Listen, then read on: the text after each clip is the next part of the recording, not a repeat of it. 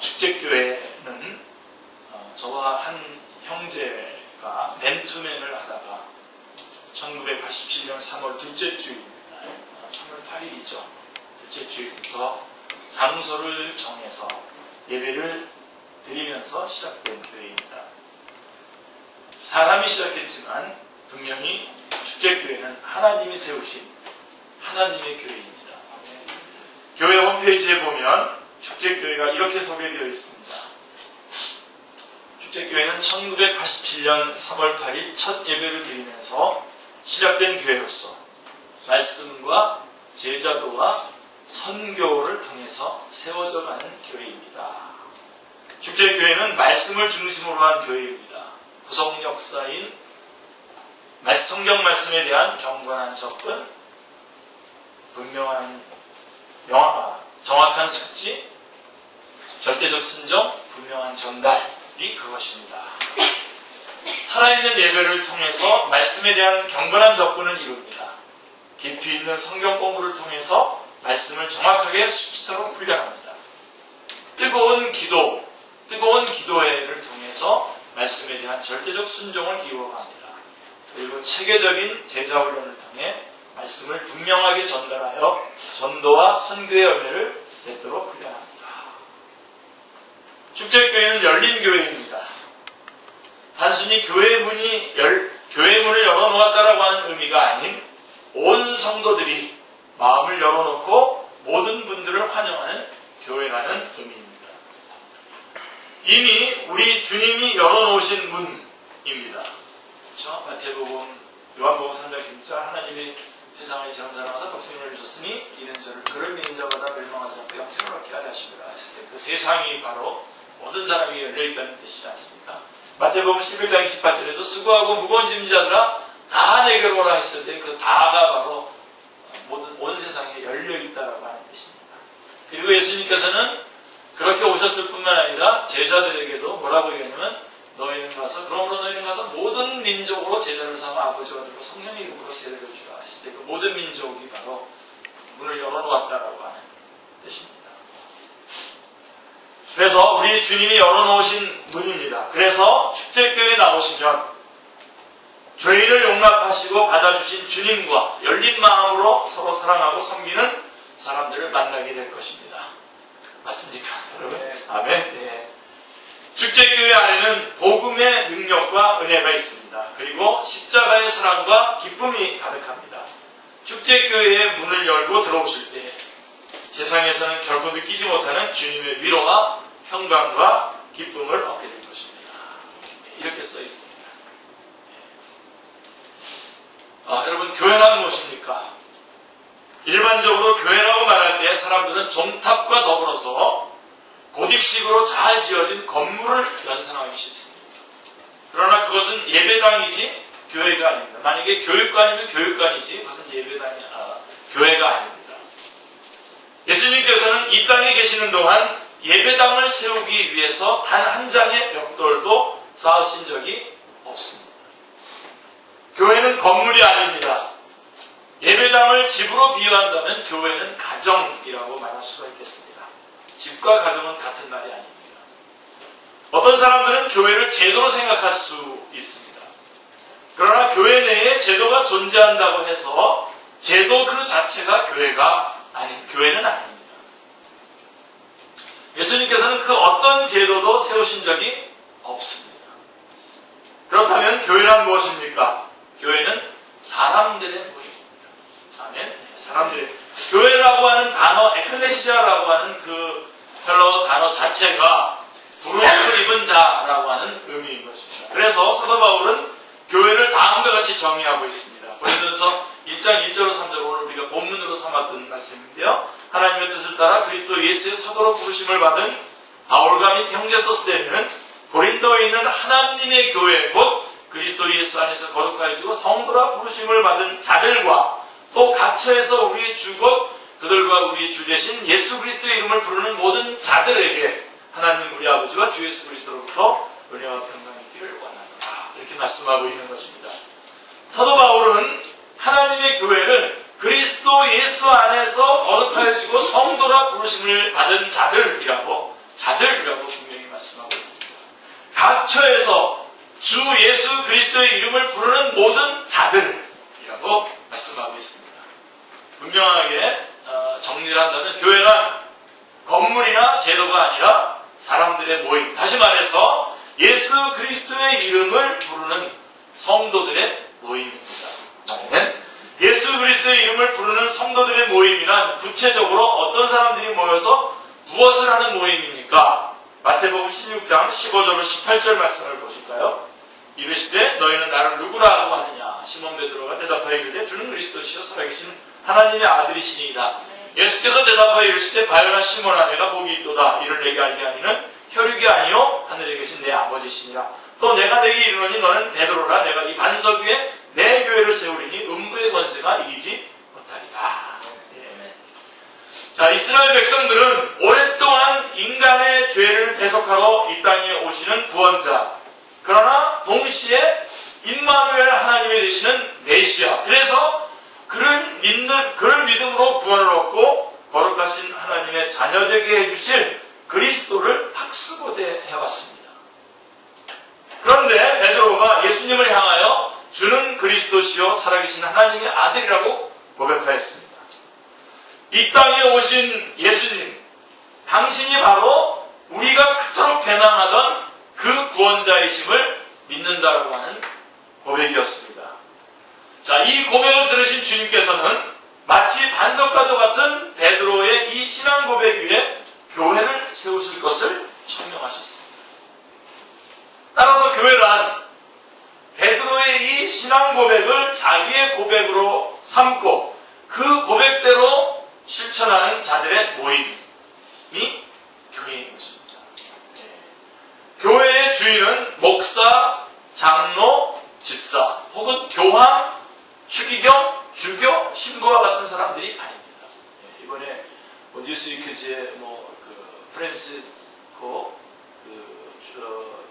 교황이 인물로 선정되고 그랬다고 그러고 그 장면이 아주 더럽고 그런 그 취한 사람들 손을 잡아주고 키스하는 그런 일들이 나오고 있는데, 어떻게 좀 하나님과 비슷하게 보이십니까? 이런 사람들이 그 제도 자체가 벌써 거의 다 틀린 겁니다. 그런 시스템을 가지고선 하는 것부터가 그거가 벌써 아닙니다. 여러분, 교회의 주인은 사람이 아닙니다. 주님께서는 분명히 반석과도 같은 베드로의 신앙 고백 위에 내 교회를 세우신다고 말씀하셨습니다. 교회의 주인은 주님이시고 이 땅 위에 있는 모든 교회는 주님의 교회입니다. 아멘.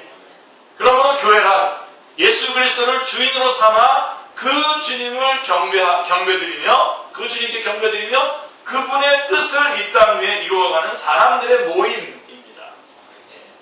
다시 정리하면 교회란 구주이신 예수 그리스도를 믿음으로 구원받아 그분을 주님으로 삼고 그분께 경배드리며 그분의 사랑과 뜻을 이 땅 위에 삶으로 심어가는 사람들의 모임입니다. 교회는 건물이 아닙니다. 교회는 제도가 아닙니다. 교회는 사람들의 모임입니다. 그러므로 교회가 타락했다면 뭐가 타락한 겁니까? 건물이 타락한 것이 아니라 제도가 타락한 것이 아니라 누가 썩었다는 겁니까? 우리 자신, 사람 자신이 부패했다라고 하는 의미인 것입니다. 그렇다면 교회된 우리 그리스도인들은 아름다운 교회이기 위하여 교회된 우리 자신을 어떤 모습으로 가꾸어 가야 하겠습니까? 자, 교회의 모습이 어떠해야 되느냐라고 하는 것이 네 가지로 정리가 되어 있는데요. AD 381년에 교회는 니케아 콘스탄티노플 신조를 통해서 우리는 하나이고 거룩하고 보편적이고 사도적인 교회를 믿는다라고 고백하였습니다. 오늘도 유효한 이 고백 속에서 교회된 우리의 모습으로 가꾸어 가야, 어떤 모습으로 우리의 모습을 가꾸어 가야 하는지 그 해답을 찾을 수가 있습니다. 자, 첫째로 교회는 하나여야 합니다. 교회가 하나여야 하는 이유는 너무나도 당연하게도 교회가 믿는 주님이 한 분이시기 때문에 그렇습니다. 네. 그래서 여러분들이 이 말씀을 잘 하십시오. 제가 이 요즘에 민감한 상황들이 있어서 이것을 자세하게 제가 어떤 명칭들을 대면서 제가 얘기는 안 하겠습니다만은 여러분들이 이 교회가 하나다라고 하는 사실을 여러분들이 꽉 붙잡고 이 모든 것들을 좀 해석을 해내시기 바랍니다. 해석을 해내시고 좀 당당하게 여러분의 그 신앙 고백들을 하고 신앙적인 관계들을 맺으시기 바랍니다. 네. 저한테 막 자기가 생각하는 대로 편 안 들어준다고 뭐라 그러지 마시고요. WCC에 대해서 물어보면서 막 물어보면서 자기가 원하는 대답을 벌써 기대하고 있어요. 그래서 제가 살피죠. 뭘 살피냐면 WCC 그거에 대해서 설명을 하기보다는 저 사람이 뭘 원하는가를 먼저 살피고 그 원하는 대답을 해주려고 노력을 많이 하게. 걔는 그런 우를 범하지 않도록. 자, 교회는 여러분 하나여야 합니다. 왜 그러냐면 교회가 믿는 주님이 한 분이시기 때문에 그렇습니다. 자, 에베소서 4장 3절로 6절 말씀을 보시죠. 평안에 내는 줄로 성령이 하나 되게 하신 것을 힘써 주기라. 몸이 하나여 성령도 한 분이시니 이와 같이 너희가 부르심의 한 소망 안에서 부르심을 받았느니라. 주도 한 분이시요 믿음도 하나요 세례도 하나요 하나님도 한 분이시니 곧 만유의 아버지시라. 만유에 계시고 만유를 통일하시고 만유 가운데 계시도다 라고 말씀하고 있습니다. 그러므로 교회가 하나 되지 않는다면 잘못된 일인 것입니다. 교회가 하나여야 한다는 것은 모임의 숫자가 하나여야 한다고 하는 것을 의미하지 않습니다. 만약에 모임 한 군데서 모여야 된다. 그런 거라면 아마 전 세계의 그리스도인들은 주일마다 한 장소에 모이느라고 법석을 떨어야 할 것입니다. 깽깽이 발로 모여가지고 있어야 될지도 모릅니다. 그런 뜻이 아니죠. 교회가 하나여야 한다라고 하는 것은 한 분이신 주님을 믿는 자들 중에 서로 다른 파가 있을 수 없음을 의미하는 것입니다. 아멘입니까? 네. 일단 아멘 항상 들어가야 돼요. 그러나 현실은 그렇지 않죠. 현실은 그렇지 않습니다. 크게는 로마 카톨릭이 있고 그리스도 정교회가 있고 영국 성공회가 있고요. 개신교로 나눠져 있습니다. 개신교는 그 속에 또 수많은 편파를 안고 있습니다. 자, 우리는 이 현실을 어떻게 이해해야만 합니까? 예를 들어 복음서는 한 분이신 예수 그리스도를 증거하고 있습니다. 그렇죠? 그런데도 복음서는 하나가 아니죠. 몇 개입니까? 4권이나 따로 되어 있습니다. 그 내용도 서로 상이합니다. 그렇다고 해서 그 중에 거짓이 있는가 하면 그렇지는 않습니다. 이 복음서의 핵심은 예수 그리스도입니다. 분명합니다. 그렇죠? 자, 성령님께서 복음서의 기자들에게 성령님의 감동으로 복음서를 쓰게 하셨지만 그들을 비인격적인 기계로 다루신 것이 아닙니다. 그것은 성령님의 방법이 아닙니다. 인격자이신 성령님께서는 언제나 인간을 인격으로 대하십니다. 네. 자, 마태라고 하는 세관원의 인격, 그 다음에 마가라고 하는 청년의 인격, 또 과학적이고 분석적인 의사, 누가의 인격, 그 다음에 요한이라고 하는 이 노인입니다. 이 요한복음 쓸 때 완전 노인입니다. 노인의 인격을 감동하게 하셔서 그들의 인격 속에서 만난 예수 그리스도에 대하여 쓰게 하셨습니다. 그것이 바로 마태복음, 마가복음, 누가복음, 요한복음입니다. 우리는 이처럼 각각 상이한 인격을 가진 4사람에 의해서 쓰여진 4권의 복음서로 인해서 한 분이신 예수 그리스도를 보다 구체적으로, 보다 입체적으로, 그리고 보다 바르고 정확하게 이해할 수 있는 것입니다. 그렇죠? 만약 단 한 권의 복음서만 주어졌다면 이와 같이 입체적인 이해는 불가능했을 것입니다. 인간에게 4권의 복음서가 필요하다는 것은 전적으로 인간의 불완전성, 그렇죠? 이 부분이 중요합니다. 인간의 불완전성, 그 다음에 인간의 유한성 때문에 이렇게 4권의 복음서가 주어졌다고 와야 합니다. 자, 그러므로 인간에게 각각 상이한 4권의 복음서가 주어졌다라고 하는 것은 하나님의 은총입니다. 네. 자, 그럼 그런 관점에서 본다면 교회의 분파는 긍정적일 수 있습니다. 유한한 인간이 하나의 교파를 갖고 있는 시각만으로 온전하신 주님을 온전히 알 수 있다고 생각한다면 그것은 자만이요? 교만입니다. 그런 면에서 교회의 분파는 다시 한번 말씀드립니다만 긍정적일 수 있습니다. 그러나 교회의 분파가 긍정적인 면만을 지니기 위해서는 반드시 지켜야 될 원칙이 있습니다. 다른 교파에 대해서 철저하게 열려 있어야 한다는 것입니다. 다시 말해 자기 교파의 교리를 뛰어넘어야 한다는 것입니다. 여러분, 타교파를 수용하고 배우는 것,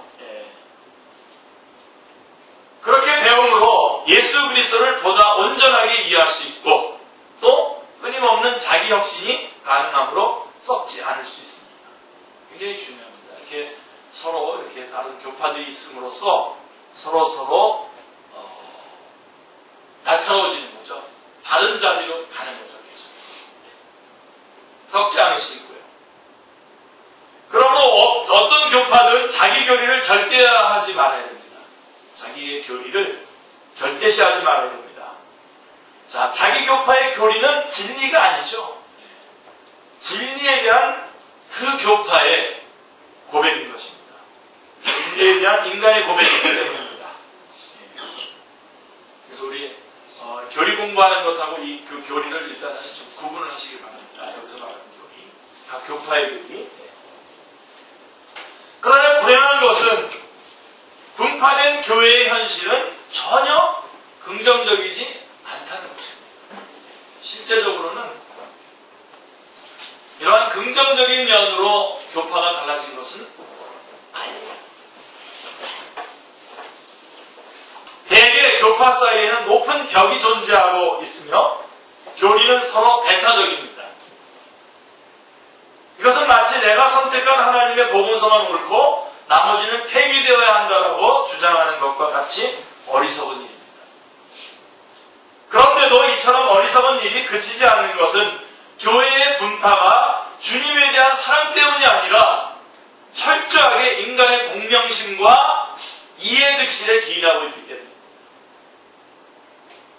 그 명분이 무엇이든지 간에 인간의 욕심 때문에 교회를 분열시키는 것은 명백한 죄악입니다. 교회된 그리스도인들은 그리스도 안에서 하나여야 하기 때문입니다. 그래서 이것은 철저하게 명백한 죄악이라고 하는 것을 분명하게 확인해 두기를 원합니다.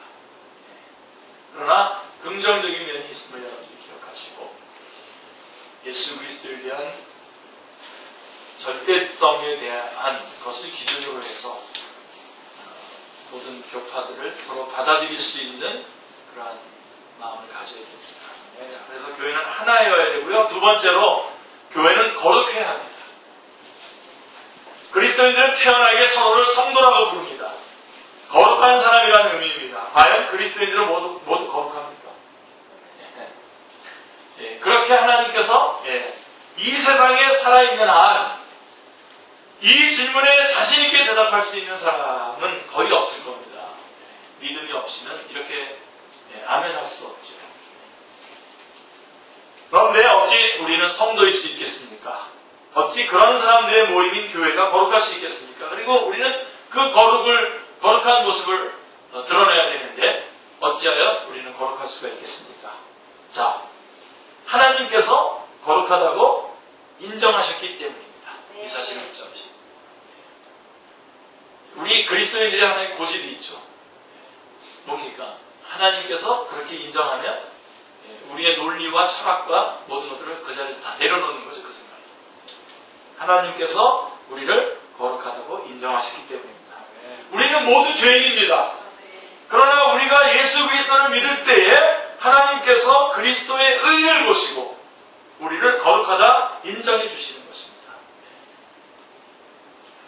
로마서 1장 7절에도 보십시오. 로마에서 하나님의 사랑하심을 받고 성도로 부르심을 받은 모든 자들에게 하나님 우리 아버지와 주 예수 그리스도로부터 은혜와 평강이 있기를 원하노라. 성도로 부르심을 받았다라고 말씀하고 있습니다.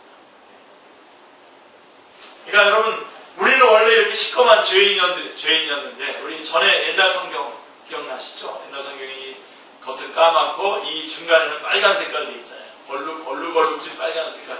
빨간 색도 고르게 쓰지도 않고, 빨간 색깔이 어느 데는 더 많이 물감이 들어가서 더 빨갛고 덜 빨갛고 이렇게 기억나시죠? 이걸 기억을 하잖아요. 그래서 우리 부흥사들이 그랬어요. 신영규 목사님, 이런 부흥사들이. 여러분, 우리는 이렇게 시꺼먼 죄인입니다. 그러나 예수 그리스도의 보혈로 우리는 이렇게 하얗게 깨끗하게 한 사람, 하나님께서 우리를 보시는 겁니다. 정말 복음이죠. 그래서 우리는 예수 그리스도의 보혈로 말미암아 우리는 거룩할 수 있는 것입니다. 이처럼 그리스도인은 하나님으로부터 성도로 부르심을 입은 자들이기 때문에 거룩할 수 있고, 거룩한 성도들의 모임인 교회는 거룩할 수 있는 것입니다. 특별히 이 거룩하게 하신 주님께서 교회의 주인이요 머리이기 때문에 우리는 거룩할 수 있는 것입니다. 에베소서 1장 22절 23절을 보시면요, 중요한 구절입니다. 또 만물을 그의 발 아래 복종하게 하시고 그를 만물 위에 교회의 머리로 삼으셨느니라. 교회는 그의 몸이니 만물 안에서 만물을 충만하게 하시는 이의 충만이니라 라고 말씀하고 있습니다. 예수 그리스도는 머리요, 예수 그리스도는 교회의 머리시고 교회는 머리 대신 주님의 몸입니다. 교회된 우리 자신은 쓸모없는 자들이지만 거룩하신 예수 그리스도께서 우리의 머리가 되심으로 우리 또한 거룩한 교회일 수 있습니다. 그리고 이 안에는 지체된 우리들의 수준을 머리 대신 예수 그리스도의 수준으로 끌어올리시겠다고 하는 하나님의 열심이 담겨져 있는 것입니다. 이 구조가 우리 교회를 그리스도의 몸으로 하고 그 몸의 머리로 예수 그리스도를 세우신 그 구조 자체가 우리를 그 그리스도의 수준으로, 거룩의 수준으로 이끌어 그리스도의 장성한 분량의 충만한 자리까지 이끌어가겠다라고 하는 하나님의 열심이 그 안에 담겨져 있는 것입니다. 그리고요, 교회는 성령님의 거룩하게 하시는 능력으로 실제로 거룩한 교회가 되어야 하기 때문에 하나님께서는 교회를 거룩한 모습으로 부르시고 계시는 것입니다. 자, 그러나 하나님께서 우리를 성도라 부르시고 주님께서 교회의 머리 되심으로 쓸모없던 우리가 거룩한 자가 되었다는 것은 그러므로 계속 아무렇게나 살아도 좋다는 말이 절대로 아니죠. 어떻게 해야 됩니까?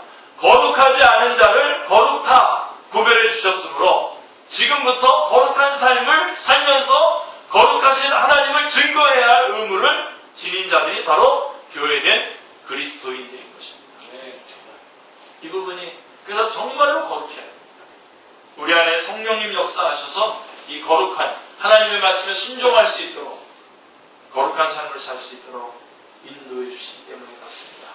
그래서 여러분 로마서 6장에 보면 로마서 6장을 성화의 원리가 나온다라고 이렇게 말씀을 하고 있는데 성화의 원리의 기초가 뭐냐면요. 성화의 원리의 기초가 뭐냐면 그리스도와의 연합입니다. 그런데 6장에서는 뭘 얘기하려고 하냐면 이런 얘기를 하는 겁니다.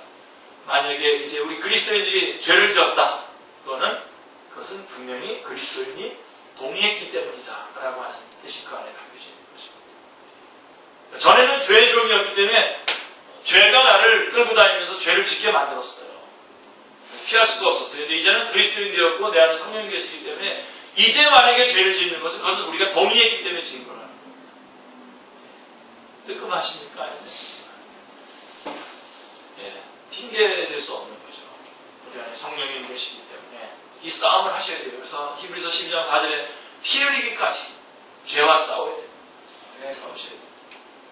그리고 바로 그 거룩으로 하나님 말씀에 순종함으로 우리의 모습을 세상에 드러낼 때에 세상은 우리의 모습을 보고 우리 안에서 만족을 얻고 우리 안에 계신 예수 그리스도와 만날 수가 있는 것입니다.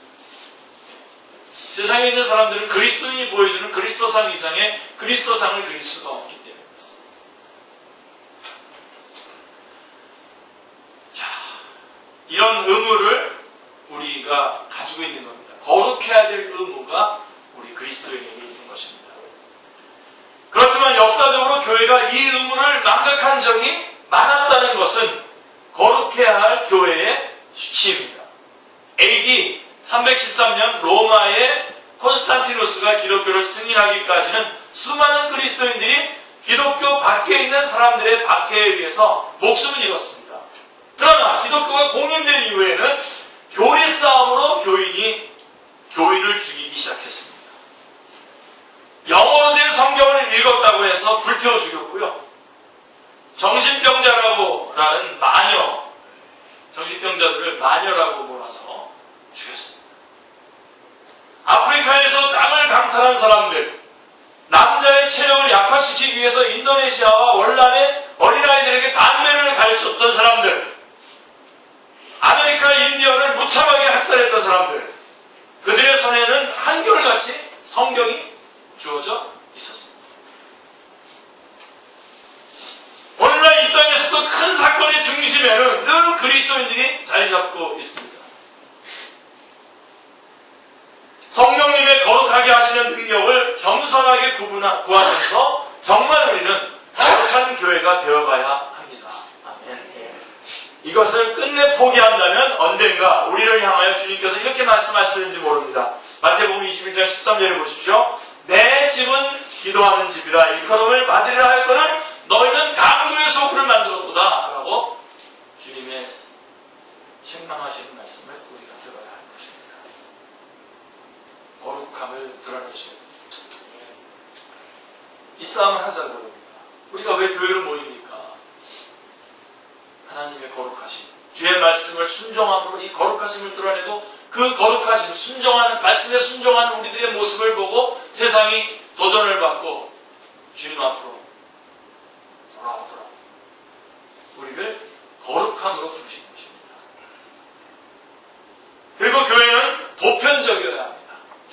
이 모습을 놓치면 안 됩니다. 또 보편적. 보편적이라고 하는 용어가 카톨릭입니다. 카톨릭.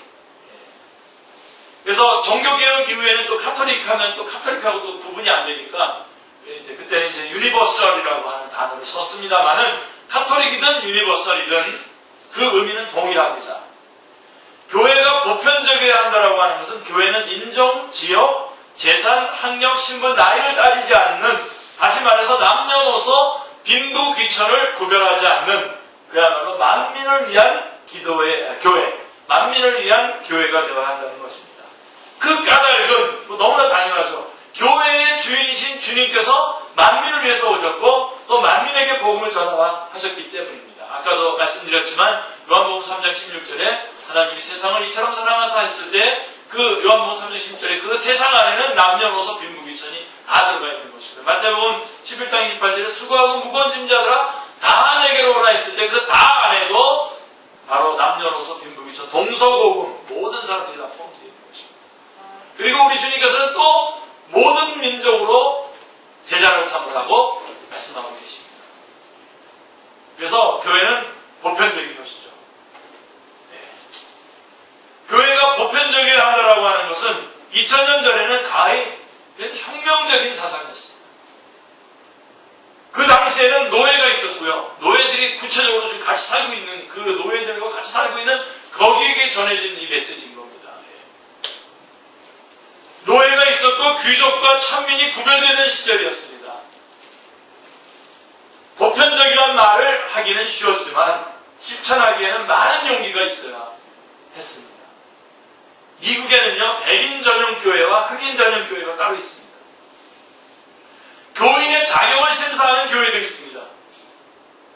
우리나라에서도 명실공히 남녀노소 빈부귀천이 다 함께 섞여 한 형제 자매처럼 엮여져 있는 교회는 드뭅니다. 보기가 참 어렵습니다. 교회는 누구든지 참여할 수 있어야 됩니다. 사기꾼도 참여할 수 있어야 되고요. 술주정뱅이, 살인자, 거지, 독재자도 함께해서 예배를 드릴 수 있어야 됩니다. 물론 계속 들어와서 계속 사기치면 안 되죠. 교회는 만민을 구원하시는 주님의 집이기 때문입니다. 보편적이기를 꺼리는 교회는 주님의 교회일 수가 없습니다. 주님께서 이 땅에 계실 동안에 주님 곁에는 어부, 세리, 장교, 학자, 정치인, 군인, 부자, 거지, 병자, 상녀, 강도, 남자, 여자, 노인, 아이 등 문자 그대로 남녀노소 빈부귀천의 모든 사람들이 섞여 있었음을 잊지 말아야 합니다. 주님께서 그처럼 보편적인, 주님께서 이렇게 보편적인 구원을 이루어주지 아니했다면 우리들은 여기서 제외됐을 겁니다. 그래서 구원받지 못했을 겁니다. 이게 지금처럼 이렇게 교회되어 있지 못했을 것입니다. 주님을 찬양합니다. 모든 사람을 불러주신 주님을 찬양합니다. 그리고 넷째로 교회는 사도적이어야 합니다. 제가 아주 생명처럼 붙잡고 있는 말씀이죠. 교회의 모습, 특별히 사도적이어야 한다. 하나이고 거룩하고 보편적이고 사도적인 교회를 믿는다고 했는데 바로 사도적이어야 한다. 자, 사도적이어야 한다라고 하는 것은 사도들이 전해준 말씀 위에 서야 한다는 의미인 것입니다. 에베소서 2장 20절 22절을 보시면 너희는 사도들과 선지자들의 터 위에 세우심을 입은 자라 그리스도 예수께서 친히 모퉁이 돌이 되셨느니라. 그의 안에서 건물마다 서로 연결하여 주 안에서 성전이 되어가고 너희도 성령 안에서 하나님이 거하실 처소가 되기 위하여 그리스도 예수 안에서 함께 지어져 가느니라 라고 말씀하고 있습니다. 이 말씀은 우리를 가리켜서 사도들과 선지자들의 터 위에 세우심을 입은 자라고 말씀하고 있습니다. 선지자와 사도들과 선지자들의 터 위에 세우심을 입은 자, 사도들과 선지자들의 터, 즉 그들이 전해준 성경 말씀에 서지 않고는 교회가 될 수 없습니다. 말씀을 통하지 않고는 교회의 주인이시오 머리시오 모퉁이 돌이 되시는 주님과 연결될 길이 없습니다. 다른 말로는 안 됩니다. 그 말씀만이 나를 주님께 연합시키는 못이요, 그 말씀만이 나로 아름다운 교회 되게 하는 재료요, 연장이요, 터전이요, 목수인 것입니다. 말씀만. 이 사도들이 전해준 이 말씀 위에 세워져야 되는 것입니다. 이것이 성도로 부름받은 모든 그리스도인들이 반드시 말씀에 서지 않으면 안 되는 이유인 것입니다. 할렐루야.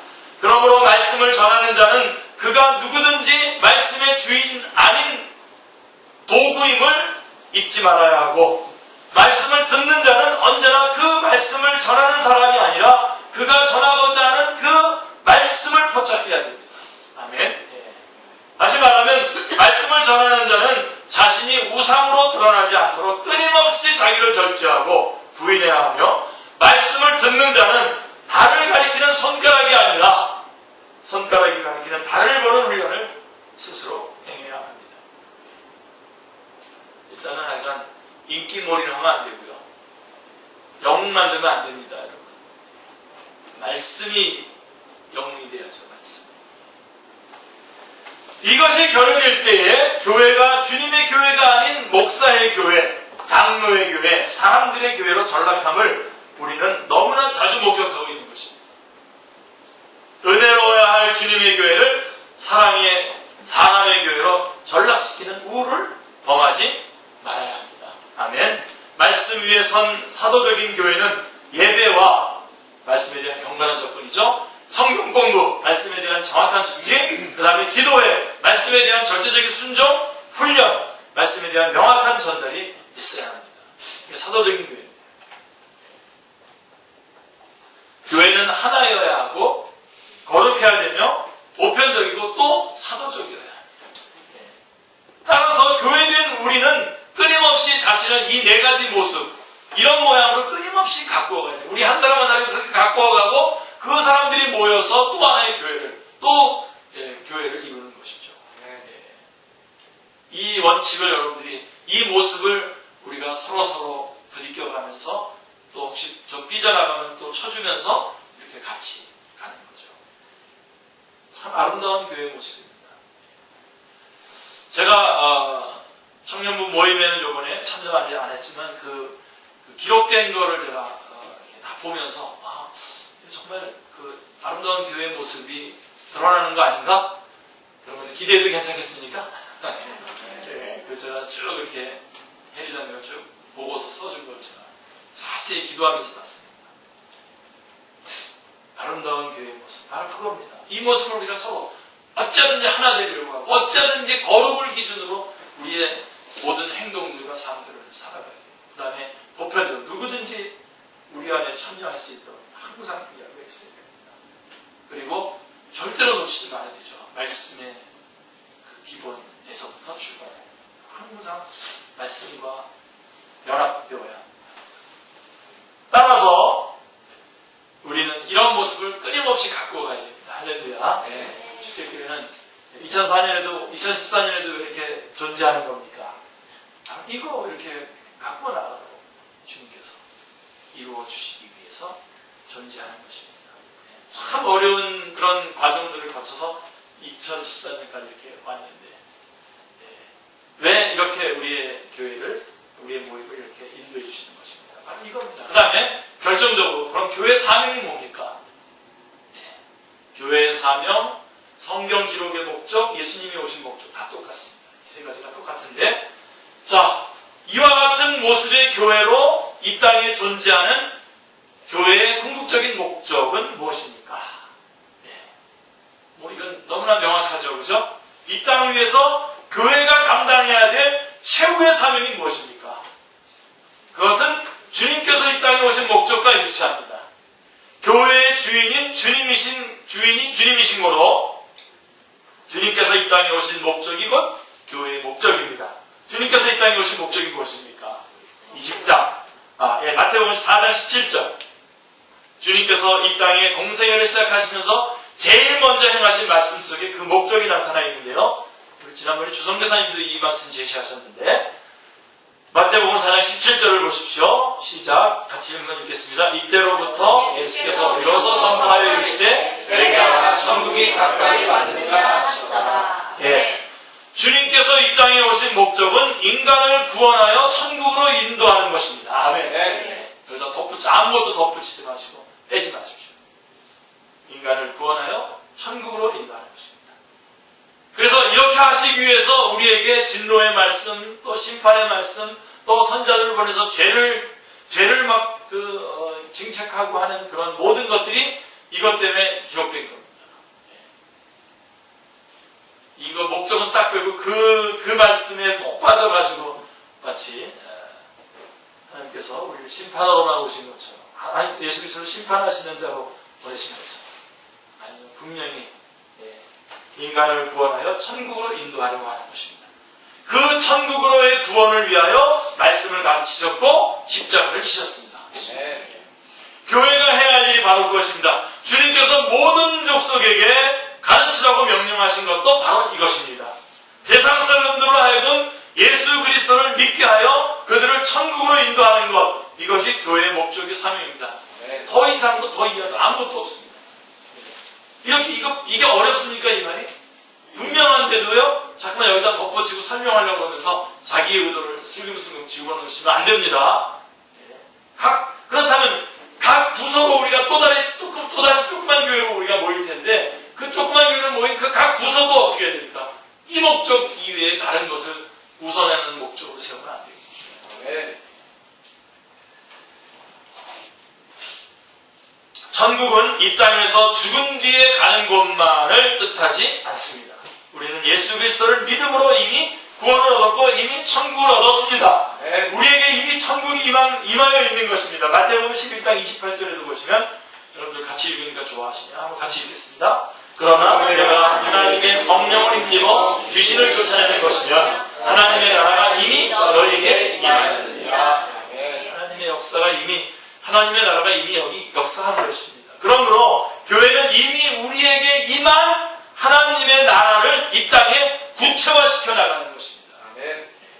바꿔 말하면 우리의 가정과 일터 그리고 이 사회를 천국으로 일구어 가야 합니다. 그것이 교회의 사명이요 목적입니다. 그리고 하나님께서는 축제교회를 세워주신 것입니다. 그래서 축제교회 비전을 다시 한번 올해 첫 시간에 제시하고 말씀을 마치려고 합니다. 예수 그리스도, 축제교회 비전은 이렇게 되어 있습니다. 예수 그리스도 중심의 바른 교회, 하나님의 은혜가 넘치는 따뜻한 교회, 열방과 함께 기뻐하는 선교하는 교회, 이 비전입니다. 하나도 안 어렵죠? 그리고 구체적인 실천 방안이 뭐냐면 한 몇 가지가 있는데, 첫 번째가 뭐냐면 200명의 선교사 파송입니다. 절대로 물러설 수 없는 실천 방안입니다. 할렐루야. 현재 축제교회가 입양한 크림타타르 종족을 비롯한 모든 민족, 모든 종족은 축제교회의 선교 대상입니다. 아멘.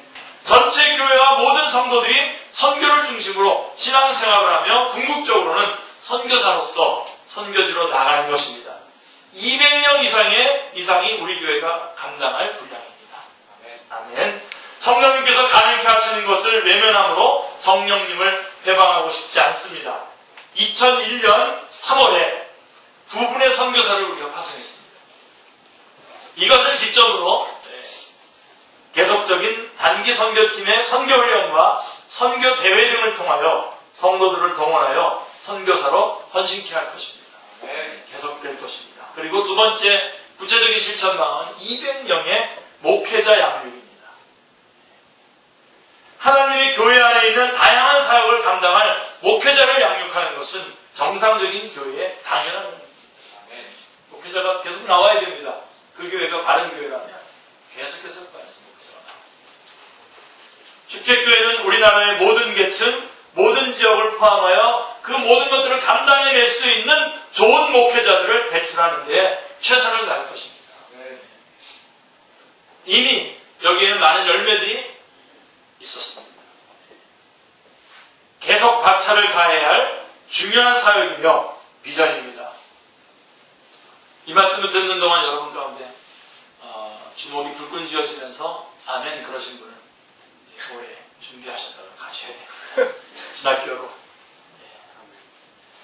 그 다음에 세 번째로 200명의 재정헌신자를 세우는 것입니다. 이상의 재정헌신자를 세우는 것입니다. 마태복음 6장 21절에서 내 보물이 있는 그곳에는 내 마음도 있느니라고 우리 주님 말씀하셨던 것처럼 주님의 이 소중한 사역을 위해서 주신 물질을 하나님께 바치기를 줄고하는 자들을 세우는 것입니다. 여러분 CCC 아시죠? 굉장히 아주 빌브라이트 박사 같은 대단한 분들이 이 CCC의 사역을 일으켰습니다만 여러분들이 이름을 알지 못하는 그 뒤에 재정적으로 헌신한 사람들이 똑같은 헌신으로 재정적인 헌신한 사람들이 있었기에 가능했다라고 말하는 게 좀 약간 어폐가 있습니다만 가능했던 것입니다. 제가 사역을 했었던 조위 선교회에도 그러한 배후에는 그러한 이름이 알려지지 않은 재정 헌신자들이 있었기 때문입니다. 저는 우리 축제교회 안에서도 당연히 그러니까 여러분들이 바로 그 대상이잖아요. 하나님께서는 이 온몸을 다 지체로 주셨기 때문에 분명히 우리 안에서 어떤 사람들이 그 재정적인 것들을 감당을 한 사람이 들어온다면 또 모르겠지만 아니라면 주님께서 재정을 감당할 수 있도록 여러분들에게 부어줄 겁니다. 분명히. 그걸 여러분들이 그 감당을 하셔야 됩니다. 아 그런 사람이 좀 안 오나? 이런 거는 그건 바른 자세가 아닙니다. 하나님께서 분명히 하나님의 교회에 모든 지체들을 우리 세워주셨다면 분명히 그 역할을 할 수 있도록 누군가를 또 주님께서 세우실 겁니다. 그래서 사람들이 그걸 기적이라고도 하고 그래서 간증하기도 하는 이유가 바로 그런 것입니다. 그러한 주님의 필요가 먼저 있는 것이죠. 그런 지체된. 그래서 그런 200명 이상의 재정헌신자. 그래서 주님의 소중한 복음 사역을 해서 주신 물질을 하나님께 바치기를 줄고하는 자들을 세우는 것입니다. 200명 이상이 이 일에 헌신해야 됩니다. 그 다음에 중요한 것은 성경 66권의 각 권의 말씀을 구속사적으로 가르칠 수 있는 성경 교사들을 세우는 것입니다. 그래서 이제 새생명반, 그 다음에 성경 교리반, 그리고 큐티반까지 합하면 총 성경 66권에 해서 69개의 반이 사실은 언제든지 가동돼서 누구든지 새로 들어오면 새생명반에 그 다음에 거쳐서 새생명반 거쳐서 그 다음에 교리반으로 거쳐서 그 다음에 또 자기가 원하는 성경 그러면 목사님 오가다 같은 그런 성경 아주 한 장밖에 없는 성경인데 그런 것도 계속해서 합니까? 네, 그렇죠. 그래야 되죠. 하나님 말씀이고 오바다서를 통해서도 우리는 예수 그리스도를 만나야 되고 복음을 전할 수 있어야 되기 때문에 그렇습니다. 네. 바로 그런 이것이 1년 내내 어떤 목장 형식으로 이렇게 완전히 가동될 것입니다. 그런 모습들을 한때 우리가 많이 보였고 어느 정도 이렇게 반들이 많이 늘어났었는데 지금은 2014년에 이 벽두에는 다시 새롭게 시작하는 마음으로 하나씩 만들어 가야 되겠습니다. 그래서 여러분들이 여러분들이 이것을 하나씩 딱 꿰차셔야 돼요. 하나씩 꿰차셔야 돼요. 그래서 그것을 감당을 해내셔야 됩니다. 그 다음에 다섯 번째가 구제사역입니다.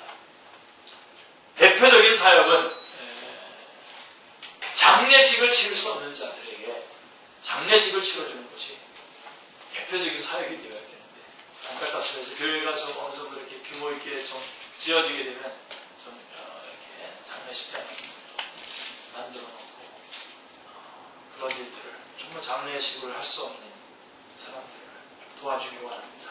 자, 이 사역, 이 정신을 여러분들이 아신다면 이 사역을 출발적으로 다양하고 구체적인 구제 사역들을 그리스도의 심장으로 감당하는 것입니다. 각종 장애우들, 노숙자, 외국인 근로자, 북한에 대한 물질적인 지원 등의 사역은 결코 앞에 있는 네 가지 사역에 뒤지지 않는 우리 교회의 중요한 비전입니다. 사역의 비전입니다. 우리 교회는 이 분야들을 세분해서 부서들을 만들고 연구하고 준비해서 효과적으로 구제 사역을 감당할 것입니다. 함께 비전을 공유해 주시고 기도해 주시기를